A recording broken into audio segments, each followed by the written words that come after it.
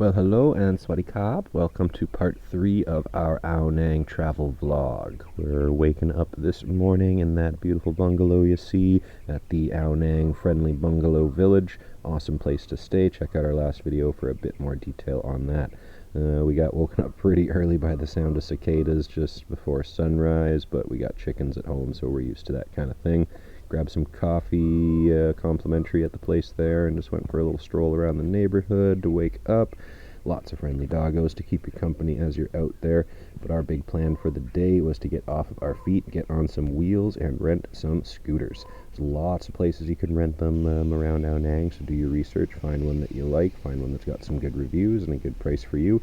And that was Krabby Moto Rentals for us. It looked like they were really far out of town, but once we reached out to talk to the guy there, they had a few bikes that were really close right in Ao Nang, so it was only about a 15-minute walk from where we were staying. He offered to come pick us up since it was really hot, but we had the energy to just walk on over. These are some photos of the bikes that we got. They were really nice. He had ones that were a little more powerful than we had requested, but he just gave us the faster ones at the price point of the lower speed ones, which was nice just to have that little upgrade. One thing was that my tire had this patch on it. He said it would be okay, but after we had taken it for a pretty long ride, the patch ended up coming out. But yeah, we were able to repair it, so it was all good. And yeah, we got our bikes and we took to the road. So here's a little bit of footage of what it is like driving and ripping around on the streets of Ao Nang.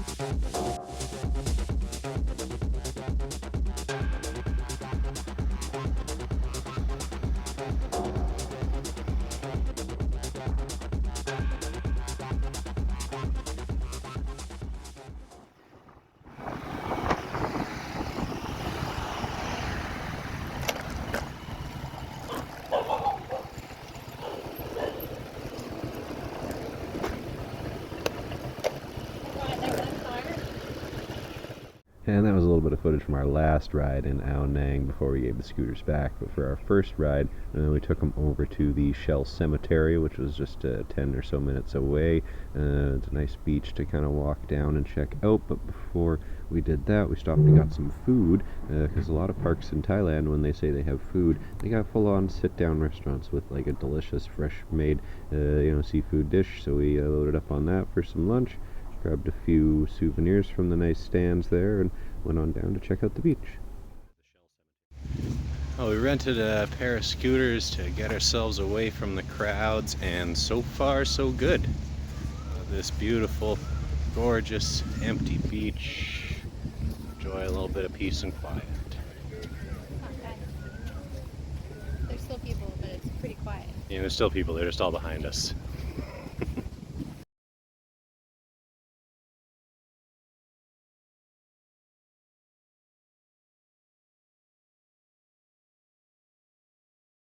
April tried to go out and check things out. Yep, it backfired.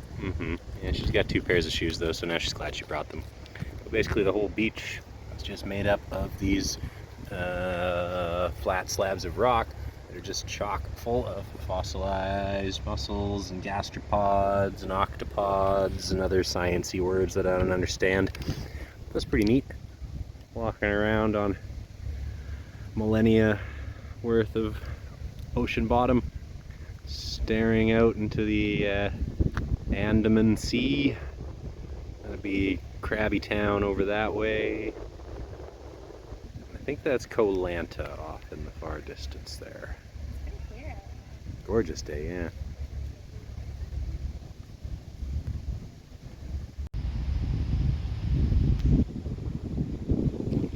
looks like the branch can like break off. Yeah, if the termites have their way, it will.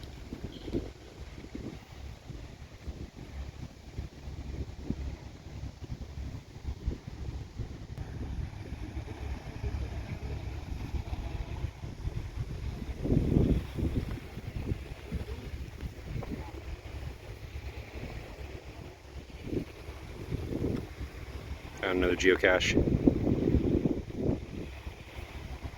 So it definitely seemed like the Shell Cemetery was more of a locals place than a touristy place, but it was awesome. I'd definitely recommend going to check it out. For us, it was just kind of the perfect distance from Ao Nang for our first ride on the scooters to get ourselves roadworthy and ready to burn on those, and had a little fun on the swings. All these wild jungle chickens are making me feel right at home. Hey chickies, smile for YouTube. Hello.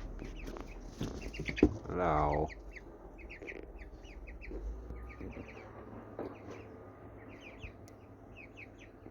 So if you're looking for a place to enjoy some beautiful scenery and just kind of escape the crowds for a bit, the Shell Cemetery Park is great. It's not like a lay your towels down on the beach kind of beach, but it was gorgeous to check out. We had a great lunch there, and then we hopped on our scooters to burn on down the road and check out a little more picturesque beach that we found on the map. There's nobody here.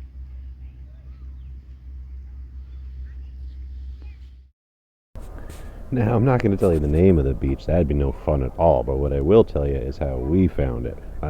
Talked to some of the tour booking agents about the horseback riding at Sunset Tours and asked them what beach it occurs upon. And you might be able to connect the dots and get yourself over there to enjoy at least the sunset on your own 2 feet.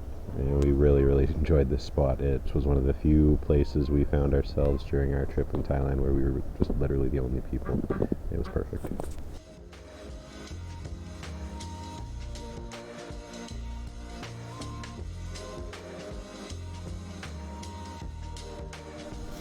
And the last place we went to check out on the scooters that day was the Mountain View Restaurant, which is a pretty neat space tucked in beside these high limestone cliffs with what's probably a fake waterfall, but it was just a nice spot to chill with a couple of cold changs after hanging out on the hot beaches all day.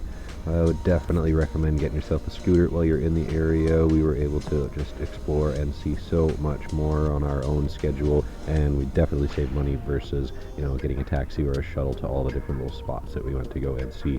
So be sure to like and subscribe to hear about our next videos, and we'll show you where we got around on those scooters.